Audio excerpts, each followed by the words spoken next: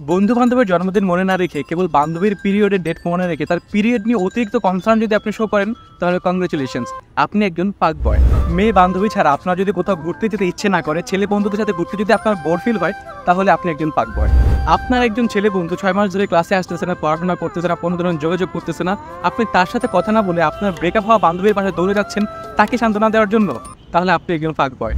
আপনার যদি পৃথিবীর সব মেয়েকে ভালো লাগে, সবার সাথে আপনি মিশতে চান, সবার সাথে আপনি T20 ম্যাচ খেলতে চান, কিন্তু কারোর সাথে আপনি কমিটেড হতে চান না, তাহলে আপনি একজন পাক বয়। Assignment, project, presentation, exam hall, সব জায়গায় যদি আপনার হেল্পের হাত কেবল মেয়েদের জন্যই আগে বাড়ায়, তাহলে আপনি ঠিকই ভেবেছেন, ইউ আর পাক বয়।